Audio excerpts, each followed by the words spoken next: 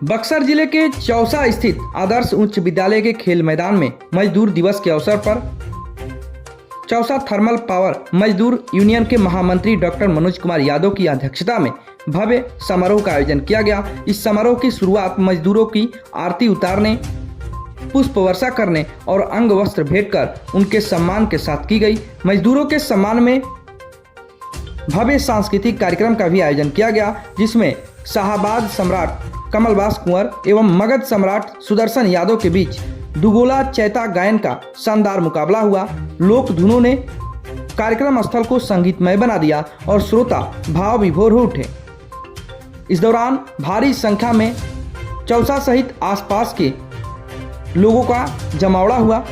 कार्यक्रम का संचालन बुद्धिजीवी प्रकोष्ठ के अध्यक्ष प्रोफेसर रमेश चंद्र श्रीवास्तव ने किया। इस अवसर पर यूनियन महामंत्री डॉक्टर मनोज कुमार यादव ने हजारों मजदूरों को सम्मानित करते हुए कहा कि मजदूर देश के भाग्य विधाता हैं। यदि मजदूर नहीं होते तो सरकार का तंत्र और मशीनरी फेल हो जाती। उन्होंने बिहार सरकार और केंद्र सरकार से मजदूरों के लिए एक स्पष्ट रोड मैप तैयार करने की मांग की, ताकि मजदूरों के परिवारों को अधिक से अधिक सरकारी योजनाओं का लाभ मिल सके।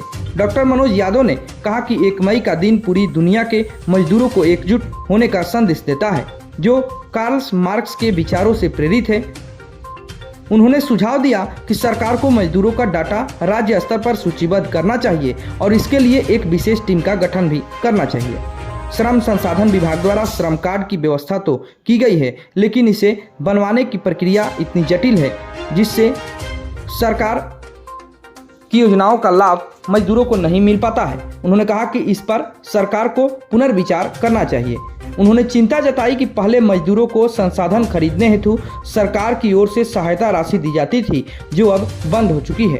डॉक्टर मनोज यादव ने मजदूरों के लिए अलग से इंदिरा आवास, राशन कार्ड, स्वास्थ्य कार्ड और उनके बच्चों के लिए निःशुल्क शिक्षा की व्यवस्था की वकालत की, ताकि मजदूर भी सम्मानजनक जीवन जी सके। इस अवसर पर बतौर मुख्य अतिथि जिले के प्रतिष्ठित चिकित्सक डॉक्टर AK सिंह भी उपस्थित रहे, जिन्होंने मजदूरों को लेकर के अपने विचारों को रखा। मजदूरों के सम्मान में गोला कार्यक्रम है, खाने की व्यवस्था, उन लोगों को पगड़ी से सम्मानित करने की व्यवस्था। इसका संदेश यह जाता है कि देश और दुनिया में मजदूर नहीं रहेंगे, चाहे हिंदुस्तान की कोई भी मशीनरी या दुनिया की मशीनरी, और मजदूर के आगे फेल है। मजदूर नहीं रहेंगे तो कोई भी काम संभव नहीं है। इसको संदेश देने के लिए मैंने यह कार्यक्रम आयोजित की है कि मजदूर इस दुनिया के बड़ा रीढ़ है और मजदूर नहीं रहेगा तो सरकार का कोई भी सपना पूरा नहीं हो सकता है।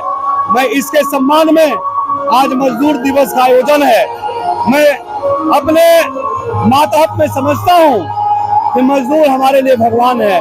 मैं मजदूर का क्रियाकलाप मैं जानता हूँ, मैं मजदूरी से यहाँ तक पहुँचा हूँ, इसलिए मजदूरों के प्रति मेरा स्नेह प्रेम मेरा हृदय से आभार रहता है।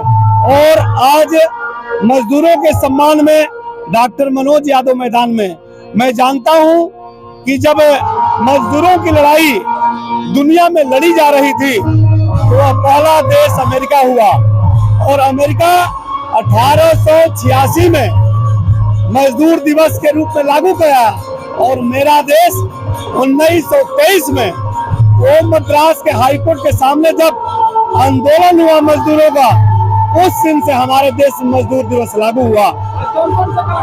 आज मगध सम्राट सुदर्शन यादव और कमलबास कुंवर हमारे साथी हैं, उनका कार्यक्रम आयोजित है, और मुझे लगता है कि बहुत से मजदूर हैं जिनका रात भर सम्मान चलता रहेगा, खाने की व्यवस्था है, और रात भर अपने क्षेत्र के लोगों को संगीत से मैं चाहता हूं कि वो अपना विचार बदले, अपना स्वभाव बदले, और संगीत और खेल से ही सब कुछ दिशा निर्धारित हो सकता है।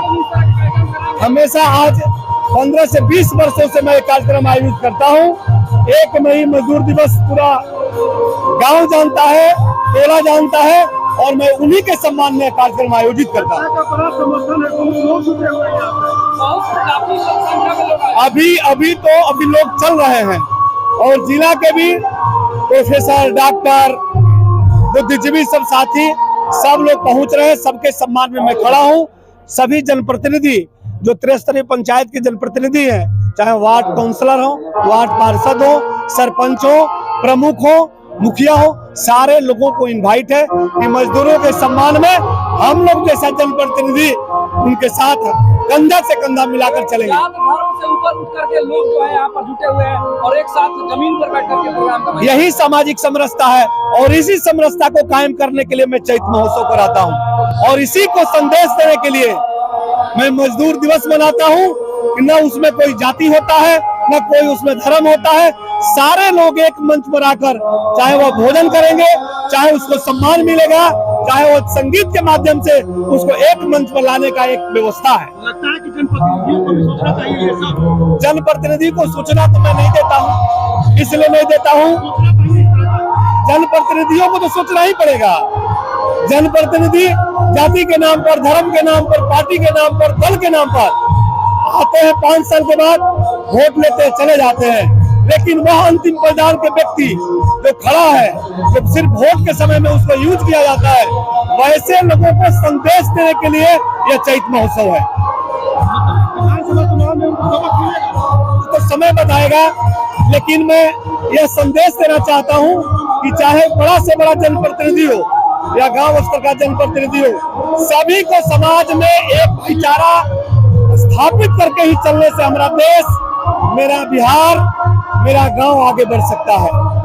बहुत ही अच्छा। ये लोक गायन की शैली की परंपरा में लगातार 10-15 वर्षों से मनोज यादव जी करा रहे हैं। मैं हमेशा शरीक रहा हूं और इतना अच्छा एक अनुशासित वातावरण में इस गायन शैली की पद्धति को लोगों ने बड़े ही अच्छे से अनुशासित रूप से बहुत ही तरीके से सुन रहे हैं और ये सामाजिक समरसता का भी परिचायक है और मुझे यहाँ आके बहुत अच्छा लगता है, बहुत खुशी मिलती है और मुझे लगता है कि ऐसे कार्यक्रम सामाजिकता के साथ गायन की शैली को और भी, लोक गायन की शैली को की परंपरा को और भी बढ़ाते रहने के क्रम में ये एक अच्छा प्रयास है। मनोज यादव जी को, पूरी टीम को मैं साधुवाद और शुभकामना प्रेषित कर रहा हूँ। सरकार पिछड़ी जाति और अंतिम पायदान में बैठे लोगों की बात करती है, लेकिन आज मजदूर दिवस है, तो आज मजदूर दिवस के अवसर पर आप क्या संदेश देना चाहेंगे? सरकार से क्या सम्मान की आरती दिखाई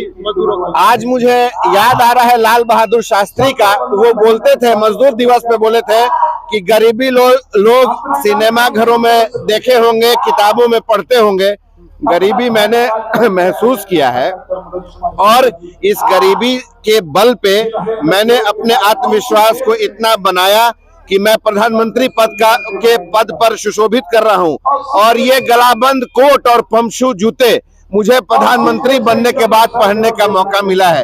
उस परंपरा के साथ, भारतवर्ष में उन विचारों के साथ मैं इस मजदूर दिवस के सकारात्मक पक्षों को ये समझ रहा हूं कि ऐसे श्रम प्रधान देश में, न सिर्फ देश में बल्कि विदेशों में भी हमारे यहाँ के श्रमिक जो हैं बहुत ही कर्तव्यनिष्ठ, कर्तव्य परायणता के साथ अपनी चीजों को रख रहे हैं। इसलिए मजदूर दिवस पे मैं भारतवर्ष के तमाम मजदूरों को जो अपने श्रम के बल पर न सिर्फ हिंदुस्तान बल्कि विश्व के मानस पटल पर अपने परचम को लहरा रहे हैं, मैं उनका भी धन्यवाद और शुभकामना प्रेषित करना चाहता हूं।